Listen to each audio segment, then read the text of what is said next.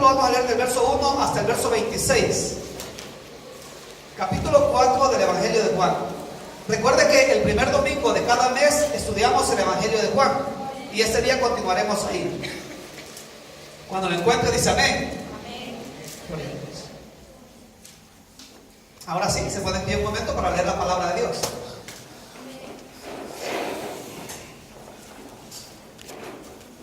Vamos a orar antes de leerlo, hermanos, para que sea Dios el que nos bendiga ya en la lectura. De por sí yo sé que Él nos está bendiciendo, pero para que siga haciéndolo, cierren sus ojos.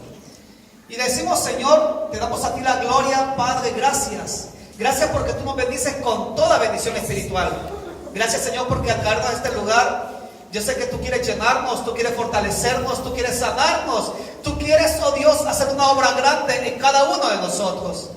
Señor, nuestro corazón lo ponemos delante de ti tal y como está, para que seas tú el que trabajes en él, Señor. Y que ahora a través de tu palabra tú seas el que, Señor, forje nuestra vida. Y que tu palabra penetre, Dios amado, y haga una obra grande en cada vida.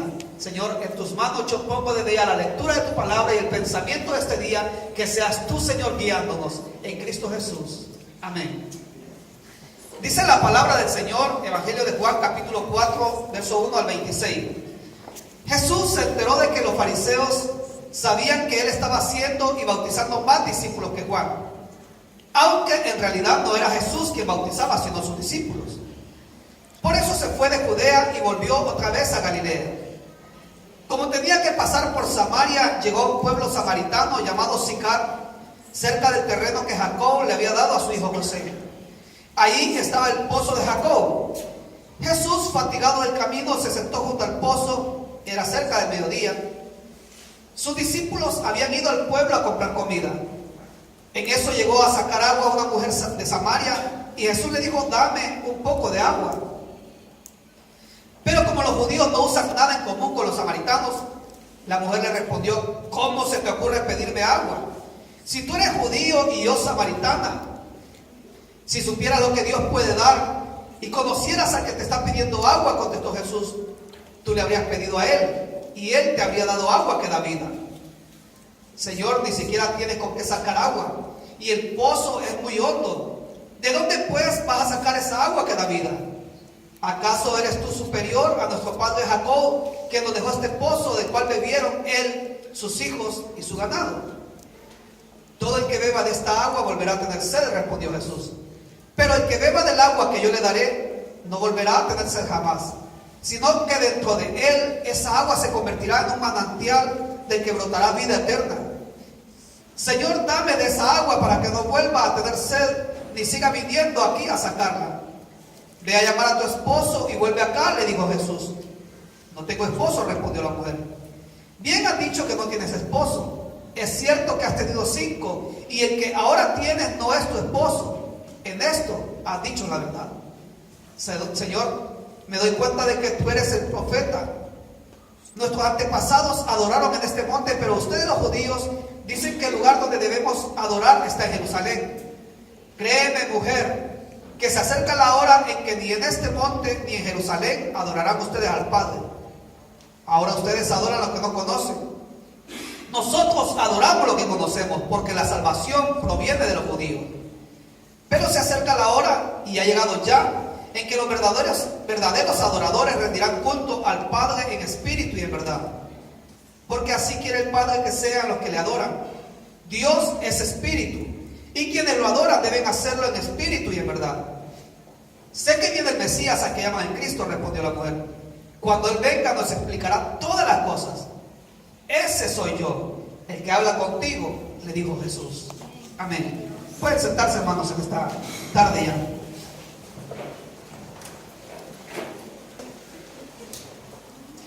Esta historia, hermanos, de la mujer samaritana es muy conocida por todo aquel que lee la palabra de Dios, o todo aquel que ya tiene un caminar en el Evangelio. Yo sé que ya conoce esta historia, pero, hermanos, para poder conocer un poco el contexto de esta historia, es necesario que nos vayamos al Antiguo Testamento, al libro de Reyes, al segundo libro de Reyes, para ser específico, el capítulo 17, en el cual, hermanos, encontramos del verso 24 en adelante que, hermanos, Israel fue invadida por causa de su pecado por el rey de Asiria. Y, hermanos, en esa invasión, en la cual, hermanos, por causa del pecado es llevado cautivo lo que eran, hermanos, los israelitas, y para ser más específico, los samaritanos y de Judea, dice la palabra de Dios, fueron llevados cautivos hacia Asiria, pero se dejó un remanente pequeño ahí. En Judea, en Samaria, se dejó un remanente pequeño. Pero con el propósito, hermanos, de poder, hermanos, no permitir un levantamiento futuro de parte de ese remanente, el rey de Asiria lo que hace es, hermanos, de que trae gente extranjera hacia Samaria. Trae gente que no son judíos y los hace que pueblen, o que poblen, hermanos, todo lo que sería esa región. Entonces Samaria al final, hermanos, es llenado de gente extranjera. Esa gente extranjera al final, hermanos, se casan, hermanos, tienen hijos con los remanentes que habían quedado ahí. Con los pocos judíos que habían quedado, se casan y al final, hermanos, hay un mestizaje, diría yo, entre extranjeros y judíos. De tal forma, hermanos, que nos dice ese capítulo 17 de que ya entonces lo que hacen es de que ya esta nueva gente que viene trae su propia cultura, no solamente en cuanto a forma de comer, quizás de hablar, costumbres, sino también en cuanto a religión. Ellos traen sus propios dioses, traen sus propias creencias muy diferentes a las creencias de los judíos. Usted sabe, el pueblo de Israel es el pueblo de Dios. A él el Señor le había revelado que tenían que adorar solamente al Señor. Pero ahora que viene este mestizaje, hermanos, ya vienen con costumbres diferentes. Ya adoran, hermanos, todo tipo de idolatría, valga la palabra. Son idólatras. Y hermanos, lo que pasa es que el último versículo, si usted me lo puede poner ahí, hermano, el capítulo 17 del segundo libro de Reyes, para ser exacto, el verso 41. El verso 41 nos dice, hermanos, que entonces ya no se adoraba al Señor, sino que entonces se adoraba, hermano, pero ya no era el Dios verdadero. Lo vamos a leer para ser exacto. Capítulo 17, el segundo libro de Reyes, el verso 41. Dice, aquellos pueblos adoraban al Señor, pero al mismo tiempo servían a sus propios ídolos. Hasta el día de hoy, sus hijos, sus descendientes, siguen actuando como sus antepasados. Entonces dice el escritor, hermano, de que ellos sí, porque eran judíos, el remanente que había quedado adoraban al Señor, lo conocían. Pero como había un mestizaje ahí, entonces también adoraban sus ídolos. Y dice la Biblia que adoraban al Señor, pero adoraban los ídolos. De tal forma que hasta el día de hoy, dice la palabra de Dios, hacen de esa forma. ¿Qué es lo que pasa? Que cuando se da la porción del Evangelio de Juan, el capítulo número 4, hermano, la realidad de los samaritanos era esa. Era un pueblo, hermanos, el cual era diferente. Eran hasta ciertos puntos, hermanos, idólatras. Y por causa de eso, hermanos, lo que eran los judíos de Judea y los judíos, hermanos, de Galilea, veían mal a los samaritanos. La región de Israel estaba dividida en tres áreas, hermano. En el norte estaba Galilea, en medio estaba Samaria y en el sur estaba Judea. Si usted quiere imaginarse un sándwich, en medio estaba Samaria. Y los samaritanos, para los de Galilea y para los de Judea, no eran judíos puros. Para los samaritanos aún eran extranjeros, porque en verdad habían sido poblados de gente extranjera. Entonces ellos no los veían como judíos puros. Y entonces, hermanos, si usted lee el verso número 1, comienza la palabra de Dios diciéndonos que el Señor Jesús se enteró de que los fariseos decían que Jesús estaba bautizando más discípulos que Juan. Ese fue el tema que prediqué hace un mes, ¿se acuerdan? Y lo que pasaba es de que se estaba dando rivalidad entre ellos. Y el Señor Jesús sabía de que los fariseos iban a tomar ocasión de esto para acusarlo a él. Y al final los fariseos iban a tratar, hermanos, de matarle, porque en verdad el Señor Jesús sabía que al final los fariseos iban, hermanos, a levantar contra él la revuelta para matarle. Pero no era el momento ni el tiempo para ello. Por eso dice la Biblia que él decidió mejor marcharse, verso número 3. Por eso se fue de Judea a Galilea, del sur al norte. Él se fue del sur al norte. Pero dice el verso 4, como tenía que pasar por Samaria. Amén. Ahí quiero detenerme.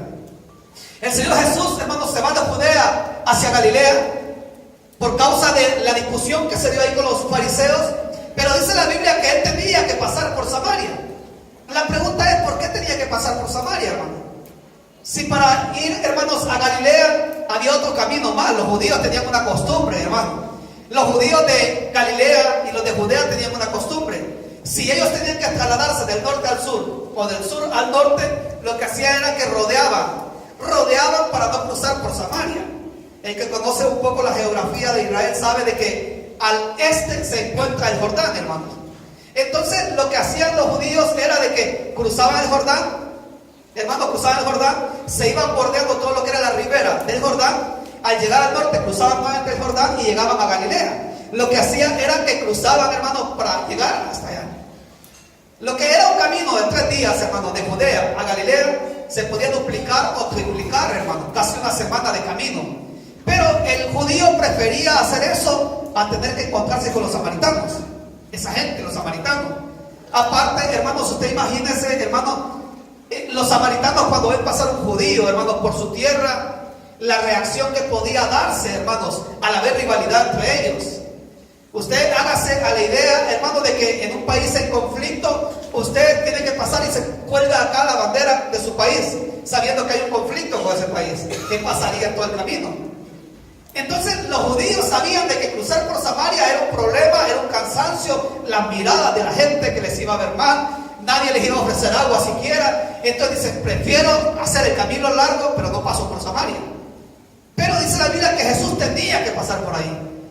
Pero tenía una segunda opción. El Señor Jesús también podía irse, hermanos, por el camino largo. La pregunta es ¿por qué tenía que pasar por ahí? ¿Sabe por qué tenía que pasar?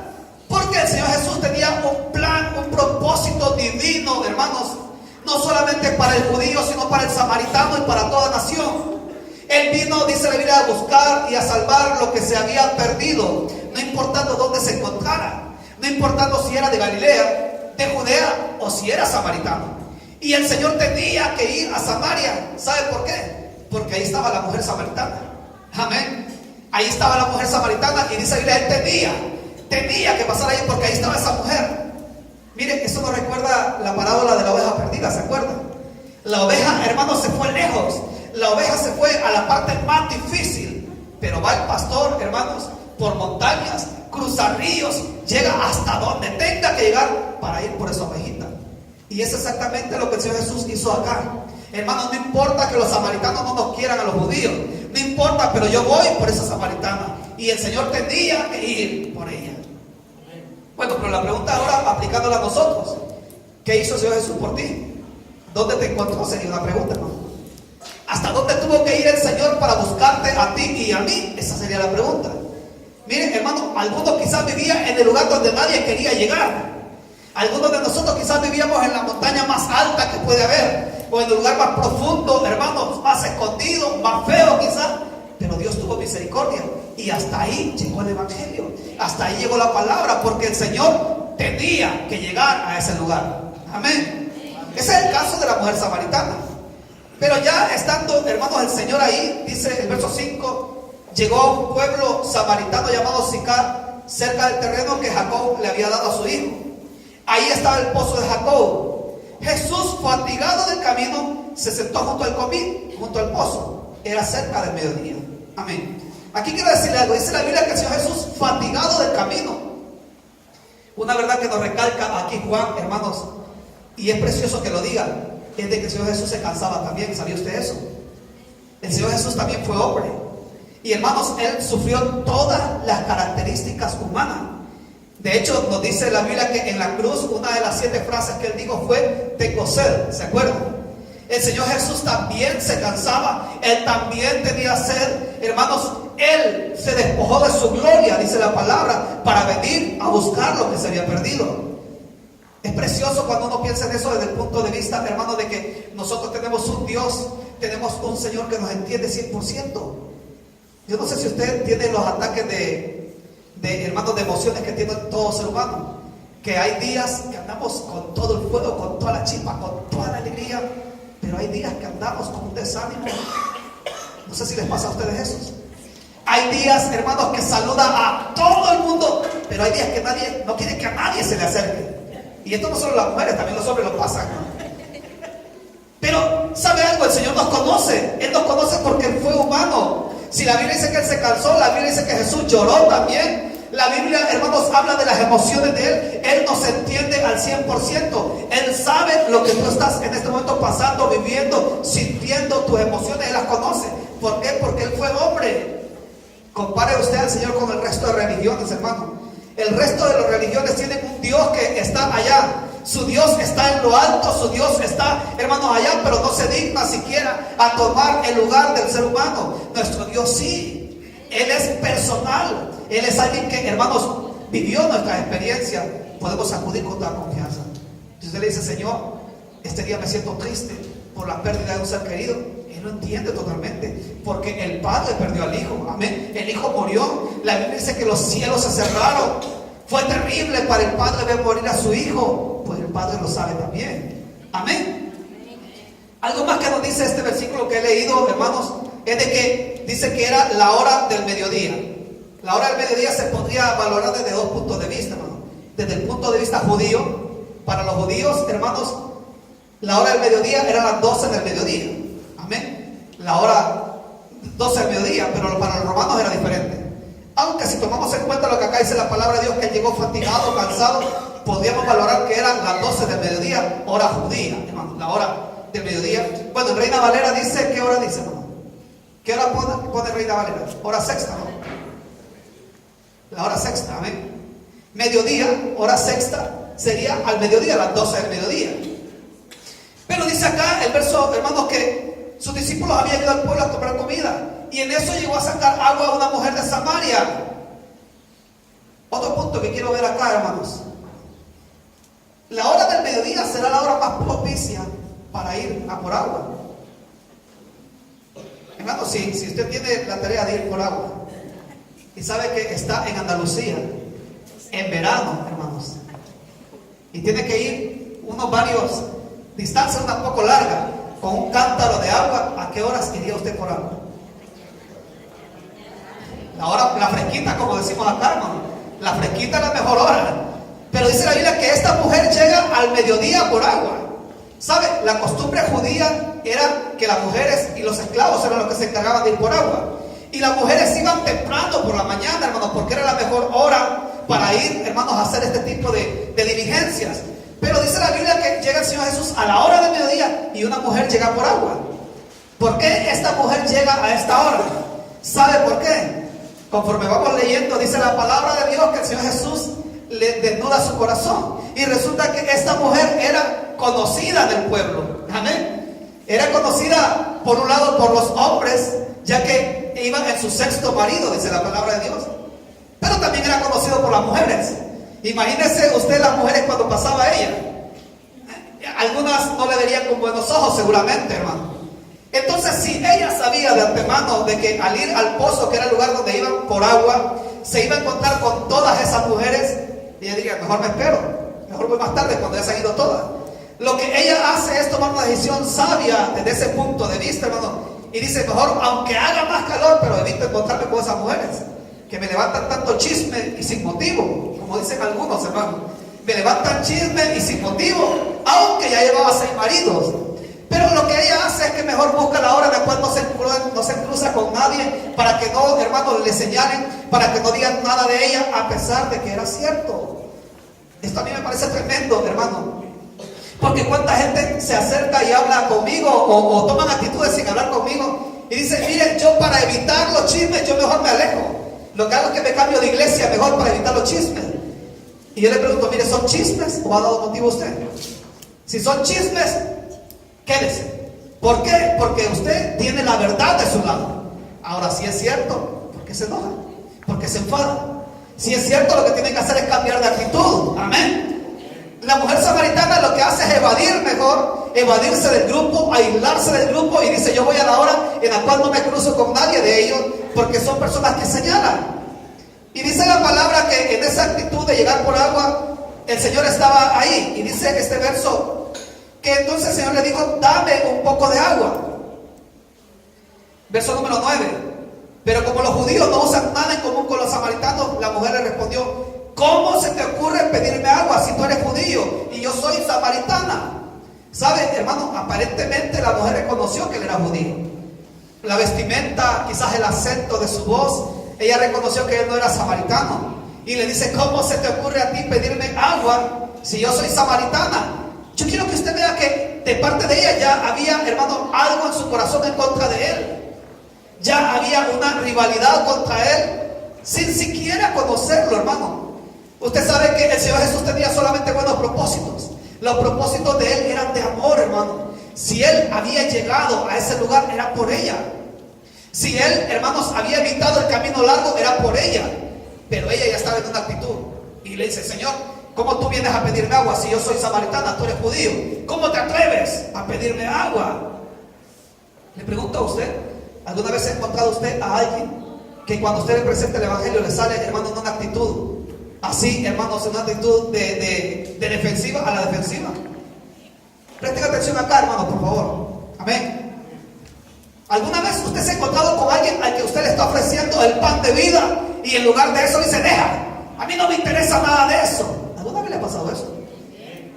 Fíjense, hermanos, que el ser humano es así.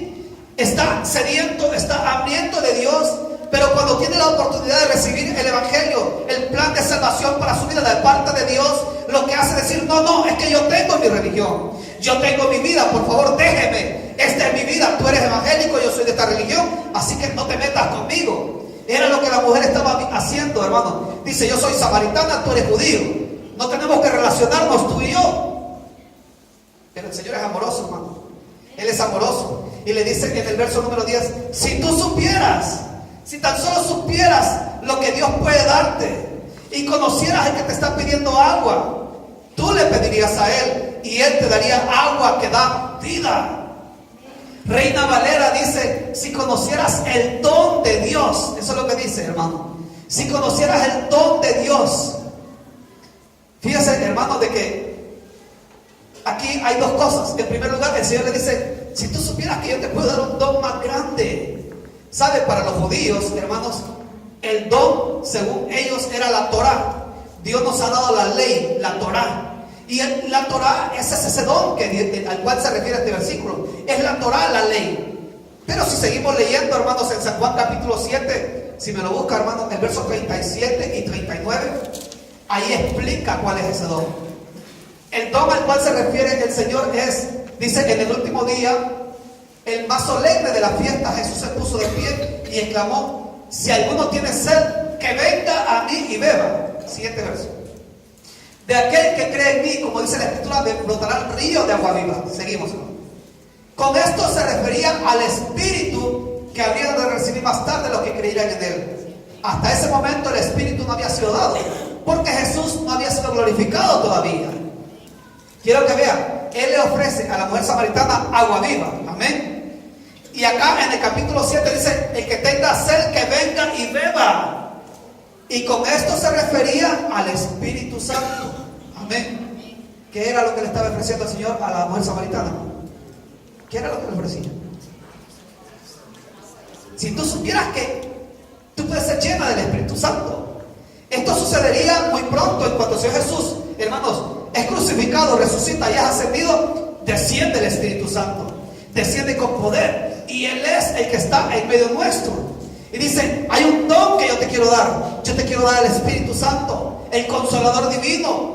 Si tan solo tú supieras, tú me pedirías a mí y yo te lo daría a ti. Pero aquí venimos, hermano, y encontramos la actitud del ser humano. Verso número 11: Señor, ni siquiera tienes agua, si ni siquiera tienes con qué sacar el agua. El pozo es muy hondo. ¿De dónde pues vas a sacar esa agua que da vida? Yo quiero que usted vea, el Señor Jesús está hablando de temas espirituales. Amén. Pero la mujer sigue con sus ojos puestos en la tierra. ¿Cómo vas a sacar agua del pozo si es hondo? Dice. Hay diferentes comentarios. Algunos dicen que podía medir 27 metros de profundidad, otros 100 metros de profundidad, hermano. Y dice ella: si es profundo, ¿cómo vas a sacar agua? Fíjense, hermanos, que el ser humano siempre es así. Uno está hablando de temas espirituales y ellos están pensando en sus asuntos. Amén. No sé si habrá alguien así en este momento, que se está hablando de la palabra de Dios y está pensando, hermanos, que el almuerzo ya va a estar. O está pensando que esta tarde me la voy a pasar muy bien con los amigos. Y está pensando desde ya: es que mañana tengo que ir a trabajar temprano y me duermo temprano porque tengo que ir a trabajar. La mujer era así. El Señor le estaba diciendo: yo te puedo dar el Espíritu Santo. Pero ella estaba pensando: ¿y cómo va a dar agua esto? ¿De dónde va a sacar el agua? Y si usted va al capítulo 3 de Juan, ahí habla de Nicodemo, ¿se acuerdan? Y le dice a Nicodemo: si no naces de nuevo, no puedes entrar en el reino de Dios. ¿Y qué fue lo que le dijo Nicodemo? ¿No? ¿Cómo voy yo estando adulto ya a entrar en el vientre de mi madre? Mire, si no es Dios el que revela, el ser humano tiene una cabeza que solo piensa en cosas humanas, solo en cosas humanas, y no piensa en lo espiritual. Por eso dice la Biblia que las cosas espirituales, las cosas de Dios tienen que ser discernidas espiritualmente. Porque el ser humano solo piensa en la carne, en lo carnal. Esa es la mentalidad del ser humano. Seguimos leyendo, hermano.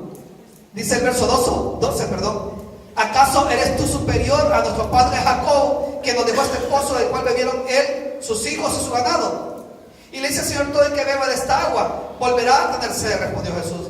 Pero el que beba del agua que yo le daré no volverá a tener sed jamás, sino que dentro de él esa agua se convertirá en un manantial del que brotará vida eterna. Partamos, hermanos, de la mentalidad de la mujer. La mujer piensa humanamente, y el Señor Jesús dice: yo te voy a dar un agua que no vas a tener sed nunca más. ¿Cuál cree que fue la actitud de ella, hermano? ¡Qué bien! Me voy a quitar entonces esta faena. Ya no me voy a encontrar con las vecinas del pueblo en este pozo. Y hermano, ella se emociona. Dice: qué bueno, de esa agua es la que yo quiero. Y es lo que dice en verso 15: Señor, dame de esa agua. Yo no quiero volver a tener sed para venir acá a sacarla. Vea cómo mantiene su mentalidad, hermano. Ella sigue pensando lo mismo: dame de esa agua porque ya no quiero venir al pozo. Ya no quiero venir más acá a por agua. Miren, hermano, es como que se le dijera: miren, venga un domingo a la iglesia y ya no viene durante 3 meses. Aleluya, ese culto quiero estar yo. En ese punto que ya tengo para 3 meses, ahí quiero estar yo. Entonces dice la mujer: dame hoy, porque así no vuelvo más al pozo.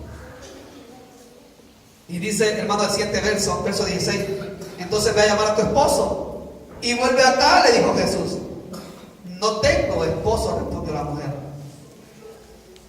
Fíjense que más adelante dice la Biblia que el Señor Jesús le dijo: en esto has dicho verdad. Solamente en una cosa dijo la verdad. En esto ha dicho verdad, porque el que tienes no es tuyo, y los que has tenido tampoco eran tuyos. O sea, hasta hoy dices algo que es cierto. Es cierto, tú no tienes esposo. Y le dice: ve y llama a tu esposo. Pero ella le contesta: no, es que no tengo esposo. Dice: en esto has dicho la verdad. Es cierto que has tenido 5 y el que ahora tienes no es tu esposo. En esto tú dices la verdad. Mire, hermano, es tremendo porque a esas alturas el Señor le pone una demanda. Le dice: mira, si tú quieres agua, tienes que hacer algo. Ve y trae a tu esposo. ¿Sabes tú, hermano y hermana, de que para recibir las bendiciones de Dios hay un requisito nada más? Amén. Hay un requisito, y esa es la integridad delante de Dios.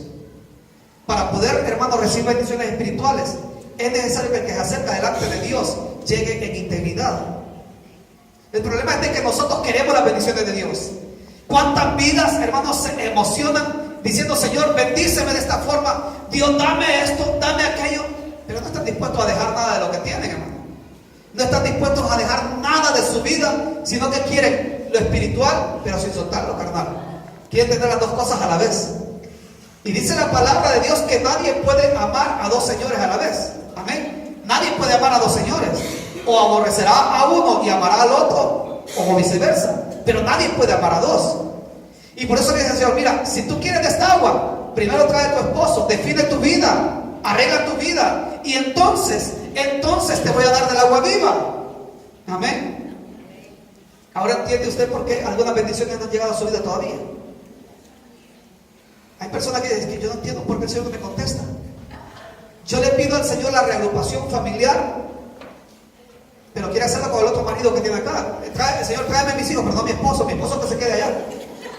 Señor, que se vengan mis hijos que corren mucho peligro en El Salvador, pero no te traigas a mi esposo porque ya tengo uno acá.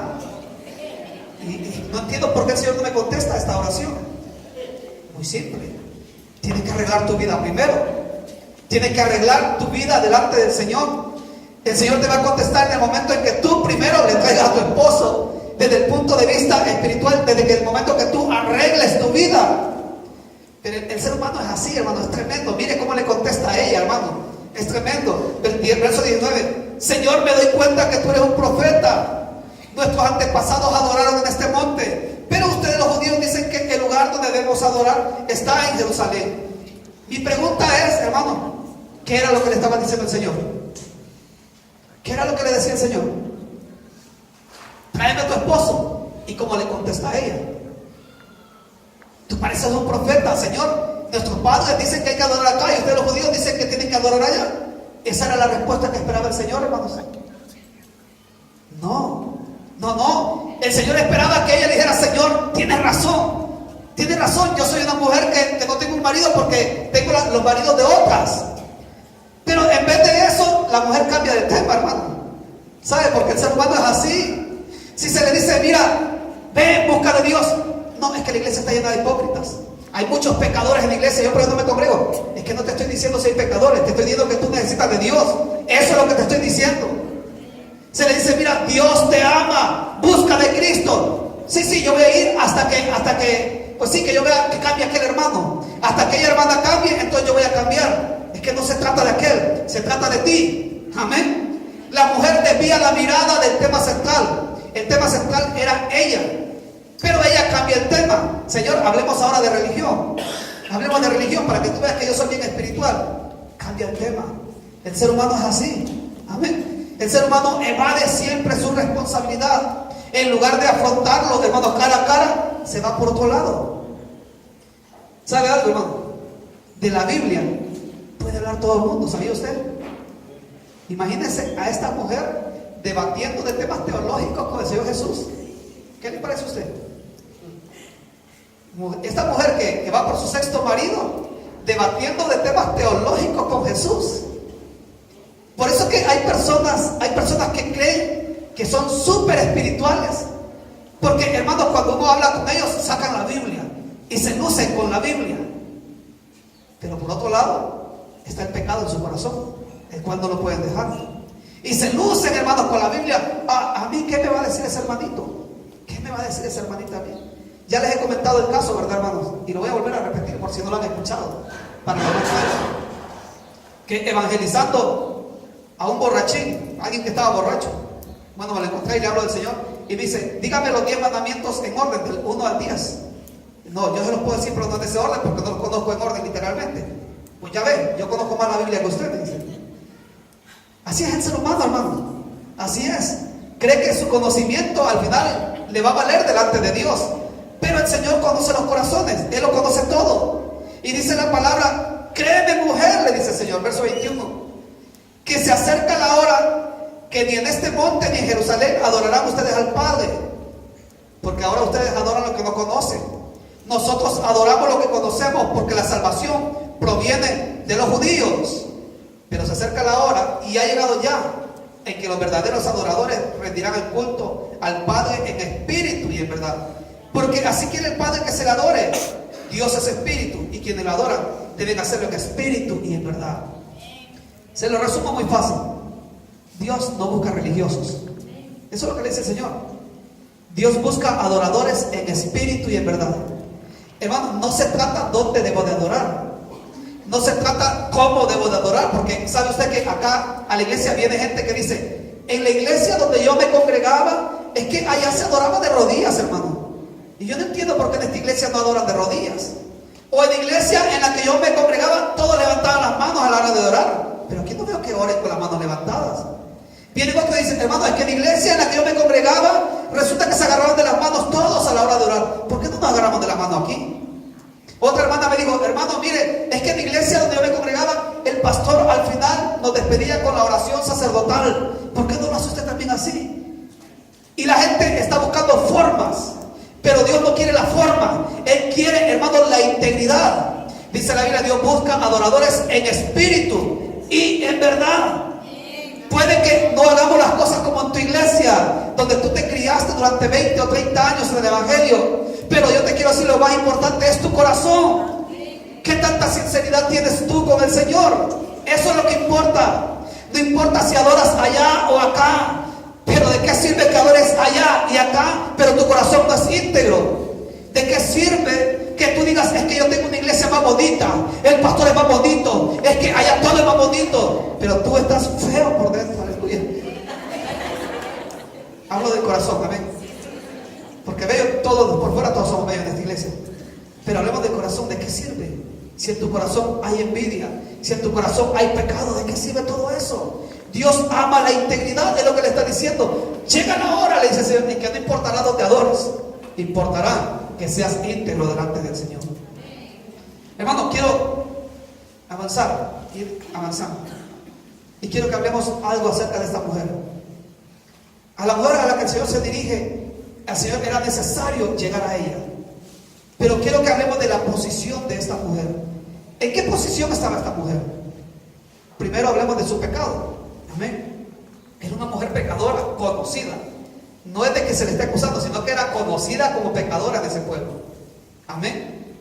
Y sabe, cuando el Señor Jesús, que era reconocido como rabino, así le decían, rabí, le decían a él, cuando él se acercaba y comía, hermanos, con publicanos, ¿qué decía la gente?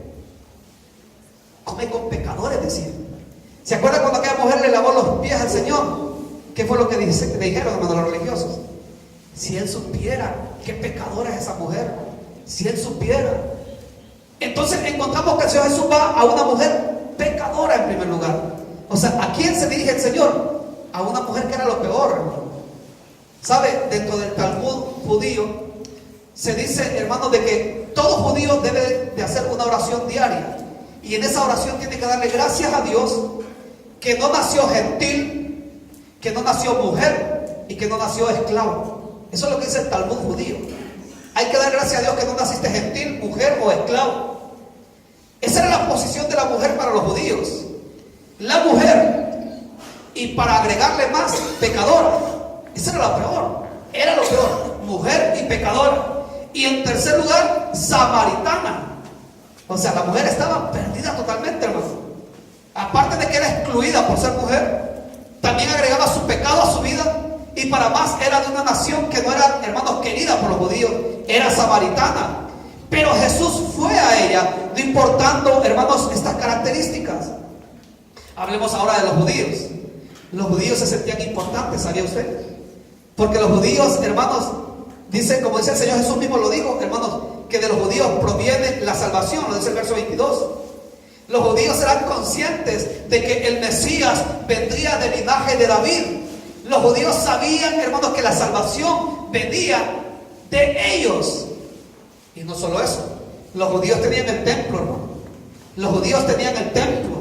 Entonces los judíos se sentían importantes sobre los samaritanos, porque decían, la salvación viene de nosotros. Nosotros tenemos el templo, que es el lugar de adoración. Fue el lugar que el Señor instituyó. Este es el lugar de adoración. ¿Y ustedes, samaritanos, qué tienen? ¿Qué tienen ustedes? Ustedes somos linaje, un mestizaje. Ustedes son idólatras. Aparte, esa mujer es pecadora. Usted vea, hermanos, la posición de ambos. ¿Cuál era la posición de ambos? Pero por otro lado, hermanos, ¿cuál es la posición que toma el Señor Jesús? Cuando Él viene a la tierra, ¿cuál es la posición que toma? ¿Sabe? Cuando Él vino a la tierra, Él fue a los más desfavorecidos. A los más desfavorecidos. Si usted lee la palabra de Dios, Él iba a los leprosos, ¿se acuerdan, hermano? Le dijo un leproso, Señor, si tú quieres, puedes sanarme. ¿Y qué le dijo el Señor? Si quiero, sé sano. Él iba, hermanos, a la gente que nadie quería tocar. Los leprosos, tocaron leprosos. O el mal, a la vista está feo, hermanos, toda esa llaga, todo como tienen su piel, eso está feo. Aparte que podía contaminarse espiritualmente la persona. Pero al Señor Jesús no le importaba. Él fue a los leprosos. ¿Quiénes más, hermano? ¿Se acuerdan los niños cómo eran tratados también? Aún los mismos discípulos, dice la Biblia, que quitaban a los niños. Quítense. No toquen al maestro. ¿Y qué fue lo que dijo el Señor Jesús? Dejad los niños venir a mí. No se los impidan. Mire, era un rabí diferente a los rabí de su época, hermano. Un rabino diferente. Porque él tocaba leproso. Él tocaba muertos, hermano, para resucitarlos, por supuesto. Él, hermano, hablaba con mujeres, cosa que no hacía un rabino. Él, hermanos, dejaba que los niños se acercaran a él. Él, hermanos, era alguien, hermanos, que en todas las áreas era íntegro. Aparte, hermanos, él abrazaba hasta los más excluidos, los abrazaba. Y por eso dice la Biblia, y quiero que volvamos a la porción del Evangelio de Juan, del capítulo 4, el verso número 27, hermanos, verso 27. En esto llegaron sus discípulos y se sorprendieron al verlo como una mujer. Amén, hasta ahí. En eso llegaron sus discípulos y se asombraron, se sorprendieron al ver lo que hablaba con una mujer. ¿Sabe por qué? Porque un rabí no podía hablar con una mujer. Se sorprendieron. Y igual dice la Biblia que cuando comenzó la conversación con la mujer le dice: ¿y tú qué haces hablando conmigo? Tú eres judío y yo soy samaritana, ¿qué haces hablando conmigo? Ese es el Jesús que quiero presentar en esta tarde.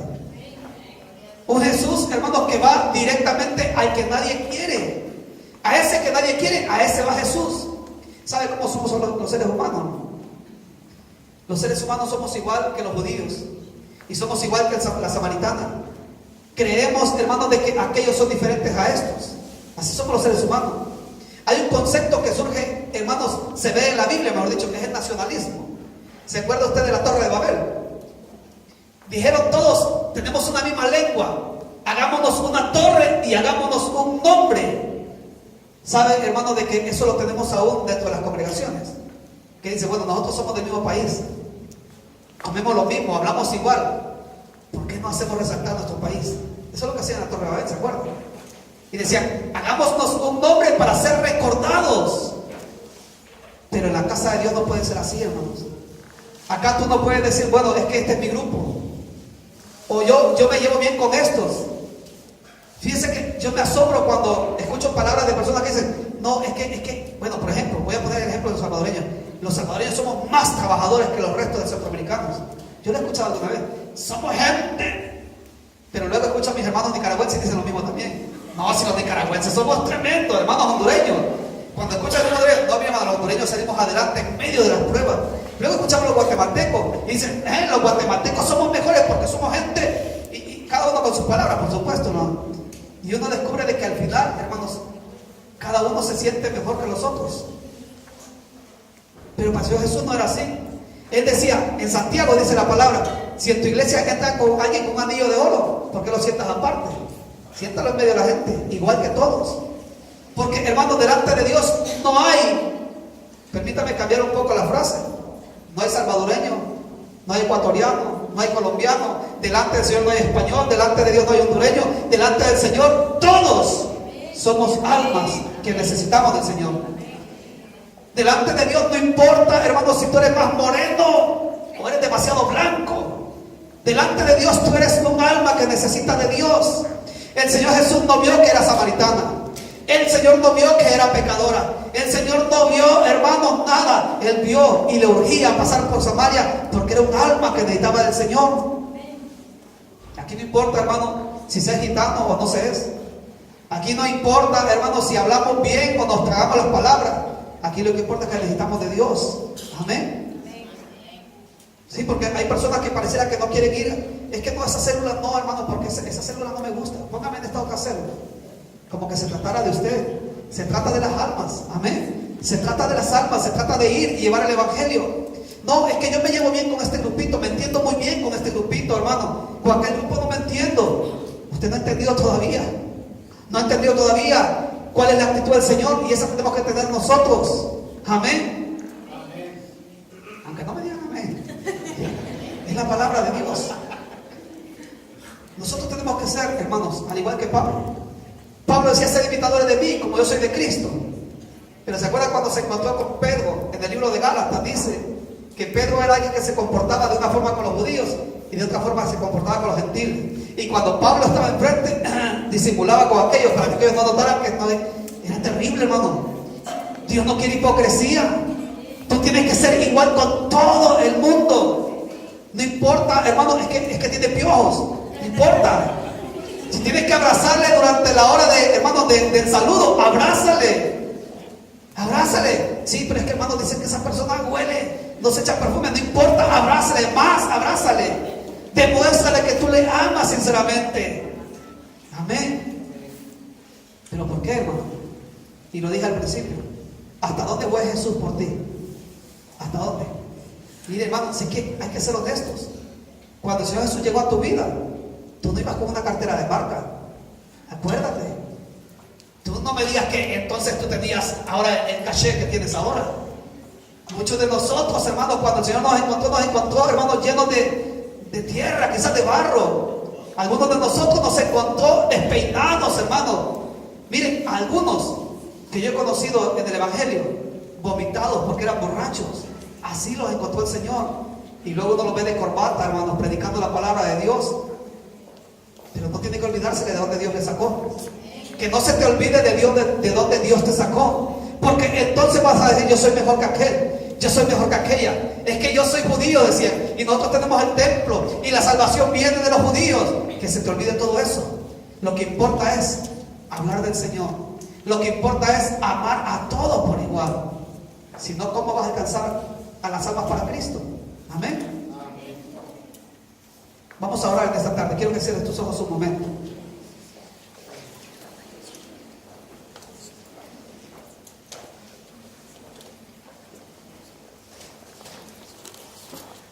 ¿Cuál tiene que ser, con los ojos cerrados, cuál tiene que ser nuestra actitud? ¿Cuál tiene que ser nuestra actitud, hermanos?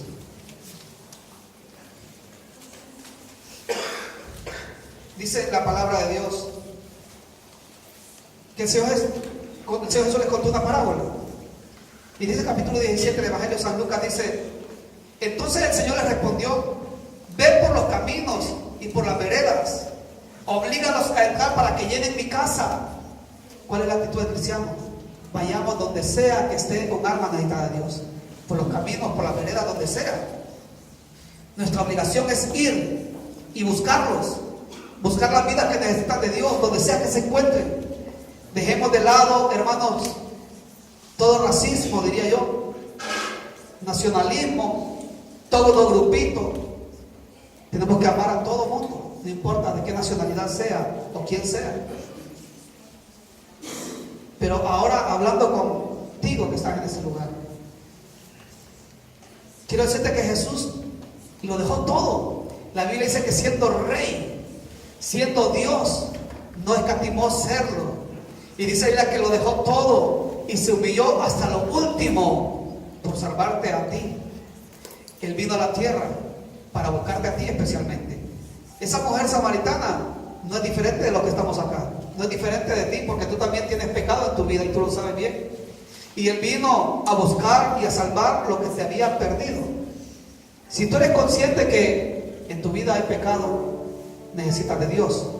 No evadas tu responsabilidad. No evadas la pregunta del Señor. Cuando Él dice: ve y trae a tu esposo. Ahora el Señor te dice: ven, yo te estoy llamando. No cambies tú y hagas otra pregunta. Mejor ven directamente al Señor.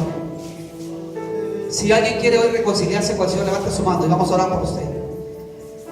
Que sabe que el Señor Jesús vino por ti, especialmente por ti. Tú sabes bien que Él te viene buscando desde ya ratos. Tú sabes que el Señor te está siguiendo. El Espíritu Santo te busca y te anhela, dice la Biblia. ¿Por qué no te reconcilias con el Señor? Levanta tu mano y que quiera que ore por usted y decirle: Señor, yo reconozco que necesito de ti. Mi vida, yo sé que no es agradable delante de ti, pero yo quiero, Señor, que tú vengas y me perdones. Alguien que quiera aceptar a Jesús o reconciliarse con Él, levante su mano y vamos a orar por usted en esta tarde.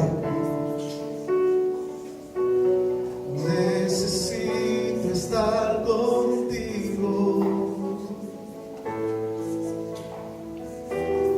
Necesito adorar. No se trata de cuánta religión tienes. Se trata de si eres sincero con Dios, si eres sincera con el Señor. Tú sabes muy bien cuánto necesitas del Señor. Habrá alguien que quiera reconciliarse con el Señor o aceptar a Jesús. Levante su mano. Amén. Pase frente. Alguien más. Vamos a orar por usted.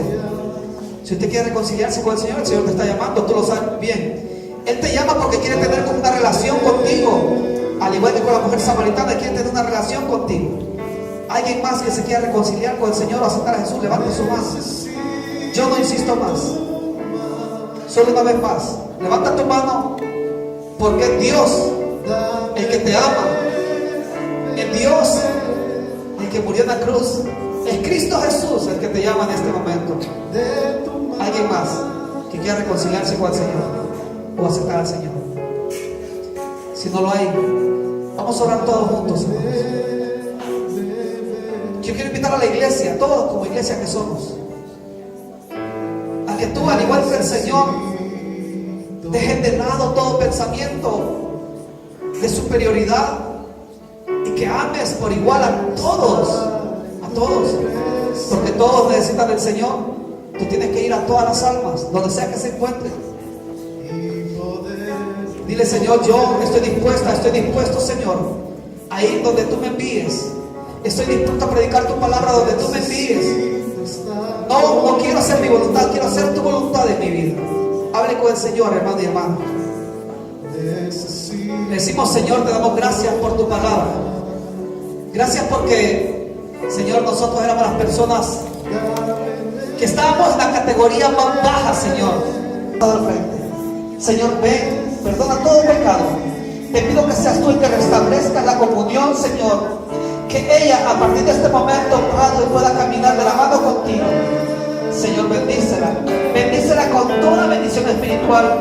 Amado Señor, te doy gracias por esa humildad que tú has puesto en su corazón para reconocer su necesidad de ti, Señor. Ahora en el cuerpo de tu preciosa mano yo la deposito. Amado Señor, gracias. Y Dios amado, nuestro corazón está agradecido. Nuestra vida está agradecida contigo porque tú nos has amado, Señor. Gracias por ir a buscarnos, Señor, donde estábamos perdidos. Gracias, Señor. Bendito tú eres, Señor.